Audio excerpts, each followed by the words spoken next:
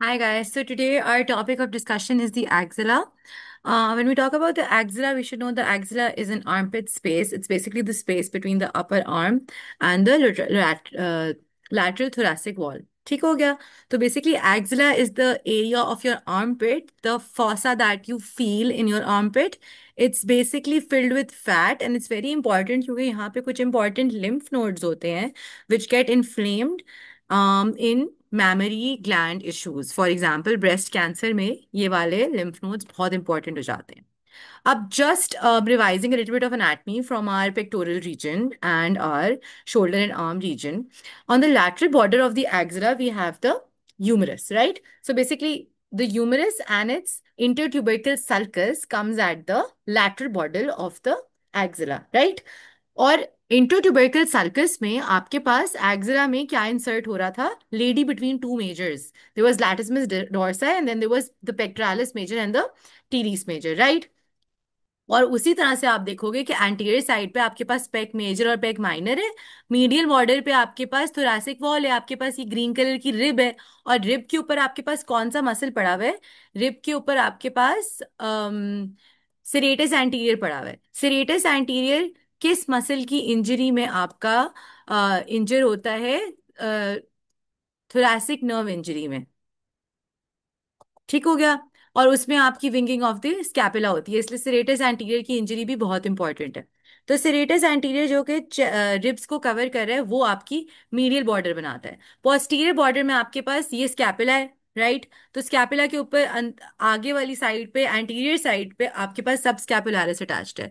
और स्कैपुला के पीछे आपके पास एक और मसल था जिसका नाम था लैटिसमस डोर्साई. The latissimus डोर्साई was beneath the trapezius. Back पे आपके पास ऊपर डायमंड शेप ट्रेपीजियस था जिसके अपर फाइबर्स नेक में इंसर्ट हो रहे थे, लोअर फाइबर्स जाके आपके स्कैपुला में इंसर्ट हो रहे थे, and then they were also lower middle fibres and lower fibres, right. Now you also have the latissimus dorsi. Latissimus dorsi आपका पीछे बैक से घूम के आता है और कहाँ पे इंसर्ट होता है? आपकी अंदर इंटरट्यूबरकल सल्कस में. ठीक है. तो आपके पास एक्सिला कौन सा एरिया है जिसके लैटरल बॉर्डर पे आपके पास ह्यूमरस है, जिसका more appropriately more accurately it will be the intertubercular sulcus. Anteriorly आपके पास पेक मेजर और पेक माइनर है. ये आपका यहाँ पे जो मसल होता है वो पेक मेजर होता है, इसके नीचे पेक माइनर पड़ा होता है. और एक्सिलरी आर्टरी के तीन रिलेशंस जो हमने कहा था कि first part of the axillary artery, second part of the axillary artery and third part of the axillary artery, they are named so in relation to the pec minor muscle. तो pec minor muscle की proximally जो artery का area होगा वो first part of the axillary artery होगा, जो उसके posteriorly पड़ा होगा वो second part of the axillary artery होगा, और जो इसके डिस्टली पड़ा होगा वो third part of the axillary artery होगा. ठीक है. एंड देन मीडियल बॉर्डर पे आपके पास रेटस इंटीरियर थोरैसिक वॉल है और पोस्टीरियर बॉर्डर पे आपके पास सब स्कैपुलारिस, टीरिस मेजर और लैटिसमस डोर्साई है. अब हम ये वीडियो देखते हैं to better understand the axillary area which is like a pyramidal space, right? अब ये आपकी एक्सिला की पिरामिडल स्पेस है. Now we have a clavicle here and then we have the ribs here जिसके ऊपर सेरेटस एंटीरियर पड़ा हुआ है. ये ह्यूमरस है, ये इसका एक्रोमियन है, और आगे आपके पास पेक मेजर है. ठीक है. This is the pectoralis major muscle which is inserting into the lateral shaft of the humerus. अब ये आपको पोस्टीरियरली आपको एक्सिला दिखाया हुआ है. अब आपकी जो medial surface of the axilla है उसमें आपके पास रिब्स आ जाती हैं, इंटरकॉस्टल मसल्स आ जाते हैं और सेरेटस एंटीरियर आ जाता है, राइट.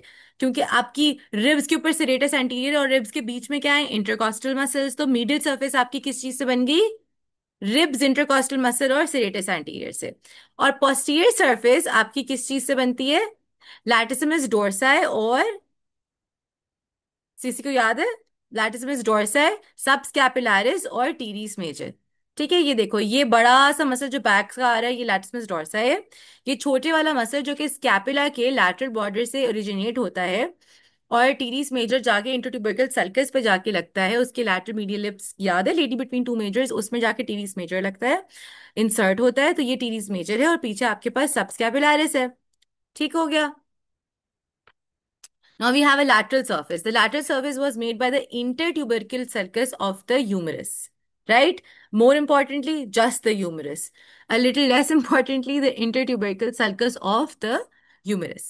अब आपके पास एक lateral surface है जिसको हमने कहा था intertubercle sulcus है humerus की, जिसमें latissimus dorsi insert हो रहा था, pec major insert हो रहा था और teres major. Inferior surface पे आपके पास skin है, ठीक है, और इसके अंदर आपके पास फैट है.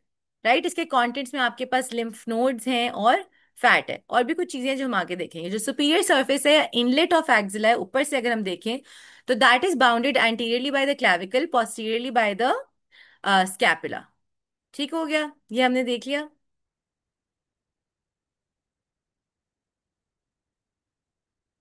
आगे चलते हैं। So this was an introduction to the axillary space basically. So the axilla is a pyramidal space located between the upper thoracic wall and the arm. The function is that it serves as a passage for neurovascular structures traveling from the neck to the upper limb. अब गर्दन में, आपकी नेक में जो neurovascular structures थे वो clavicle की posterior side से गुजरते हुए आपकी एक्सिला में जाते हैं। ठीक है। So there needs to be a passage for those neurovascular structures to pass into the arm, and they pass by way of the axillary space. Now, we have some clinical importances here. Now, this is the site for lymphatic drainage, a common site for lymphadenopathy and brachial plexus blocks and access during surgical procedures. ठीक हो गया? Moving on, हम आगे चलते हैं।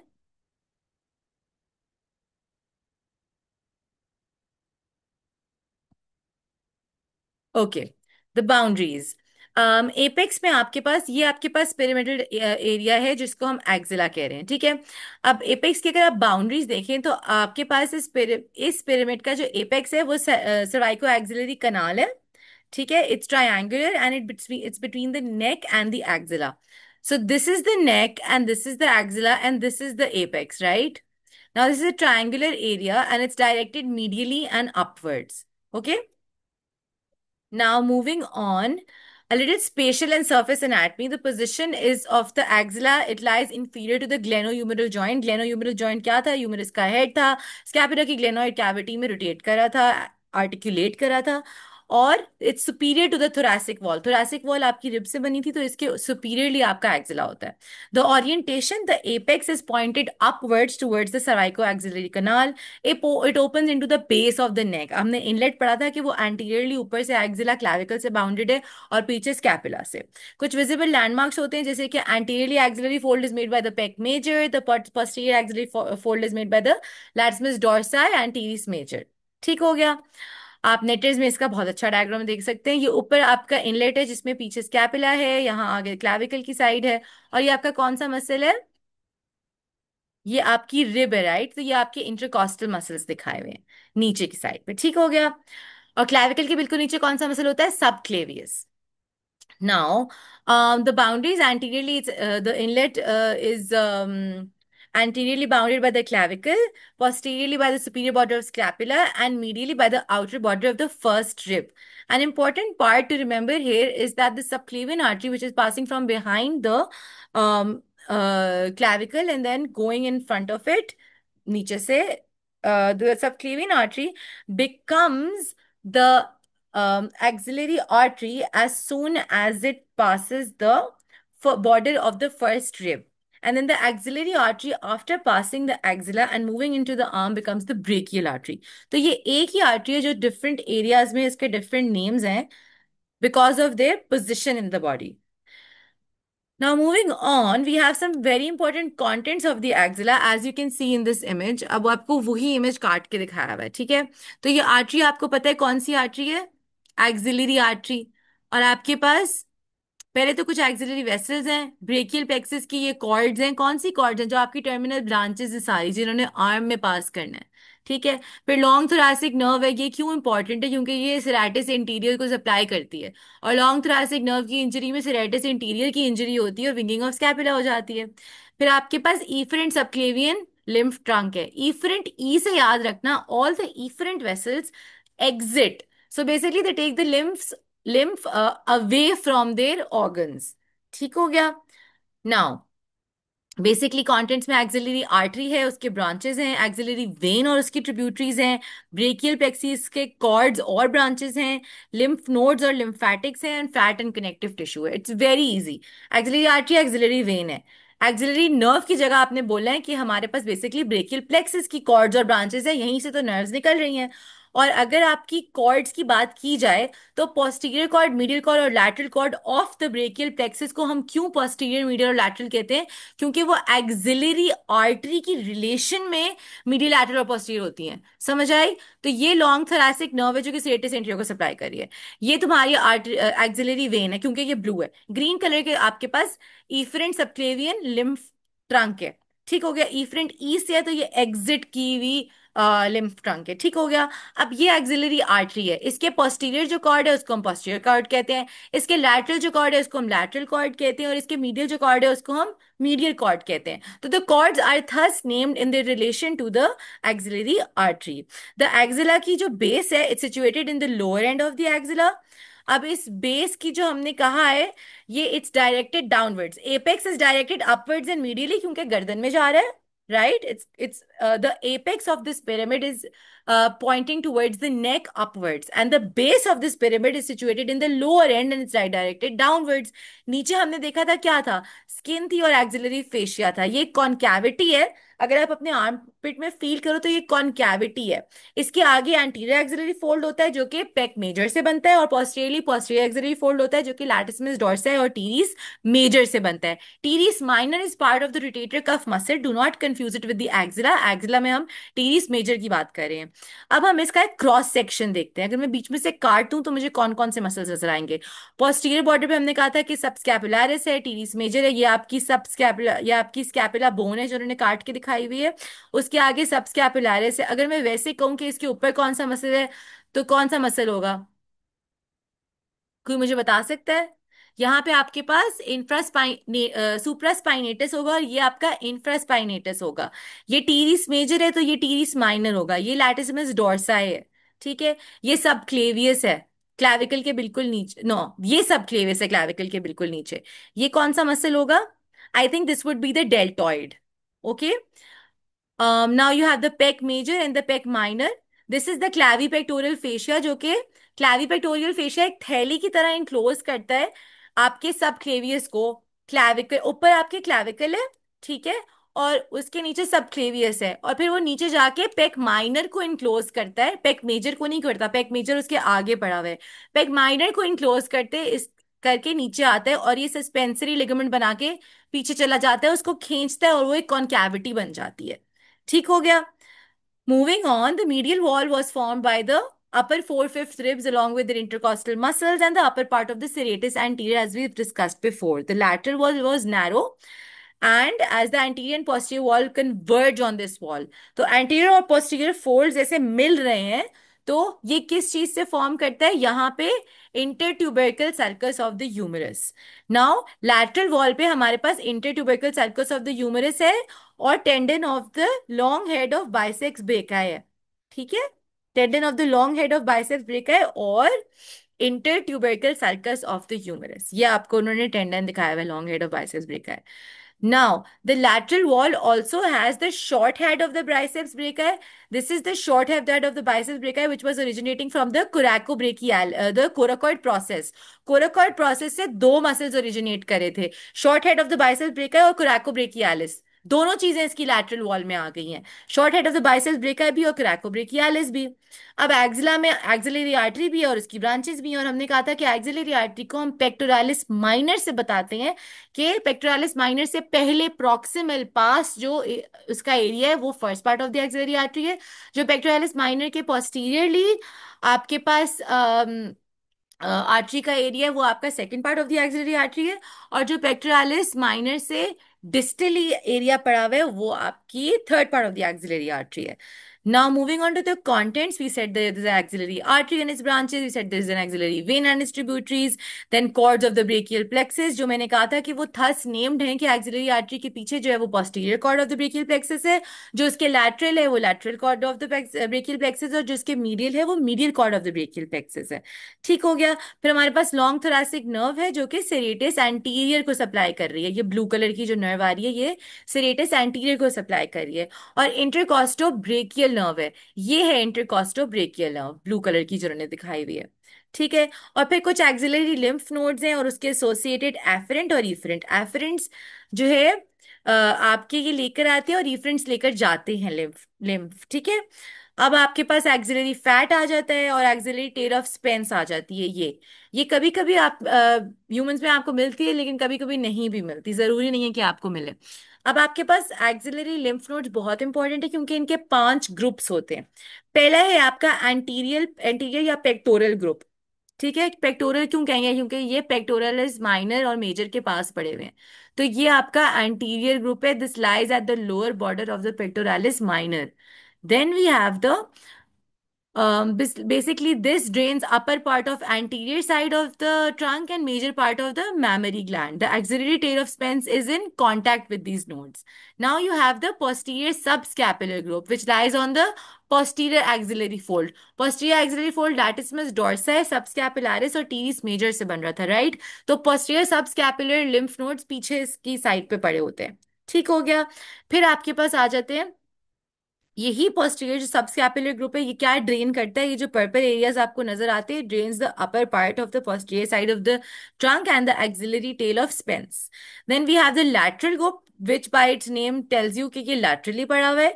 It laterally lies along the axillary vein and it drains the upper limb. By upper limb I mean the arm and the forearm and the hand. Then we have a central group. By its placement we can say it lies in the center of all the other 4 axillary lymph nodes, and it lies in the upper part of the axilla. It receives lymph from other groups and drains into the apical group. ये apical group है क्योंकि ये apex के पास पड़ा है, तो ये सारे के सारे सेंट्रल में जाते ड्रेन करते हैं और फिर सेंट्रल ड्रेन करता है अपर आपके एपिकल ग्रुप में। ठीक हो गया। अब हम चलते हैं आगे। एपिकल ग्रुप जो है इसको हम इंफ्रा क्लैविकुलर ग्रुप भी कहते हैं। क्यों? क्योंकि ये क्लैविकल है और क्लैविकल के बिल्कुल नीचे ये पड़ा हुआ है। इंफ्रा मींस नीचे, और ये ड्रेन करता है upper part of the breast and rest of the breast through lymph from the central group. अब हमारे पास this also drains in all of this drains into the subclavian lymph trunk on the right side and thoracic duct on the left side.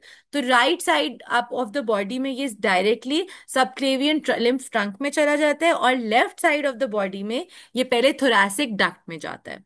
The clinical correlation is that the axillary nodes drain the limb, the upper limb, breast, and the trunk up till the umbilicus. So, infection or malignancy, by malignancy I mean any cancer of these areas, will result in involvement of these nodes. Nodal enlargement का मतलब है ये lymph nodes guilty बन के enlarge हो जाती है पत्थर की तरह, और कभी कभी हार्ड मार्बल की तरह दबाओ तो फील होती है। आप एक्जिला में अपने लिम्फ नोड्स दबाओ, अगर ये नॉर्मल है तो ये अच्छी बात है। अगर आपको कोई गिल्टी यहाँ पे फील हो रही है तो this is nodal enlargement and it is commonly seen in breast cancer. Bimanual examinations of these lymph nodes is very important in essential in clinical practice.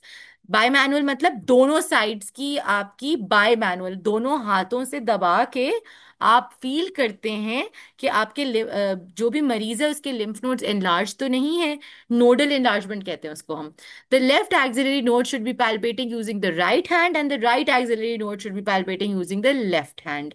Now axillary abscess is caused by infection of the axillary nodes, और ये जो आपको area नजर आ रहा है ये axillary nodes है, इनकी इन्फेक्शन हो जाए तो यहाँ पे एक्सिलरी एब्सेस हो जाती है।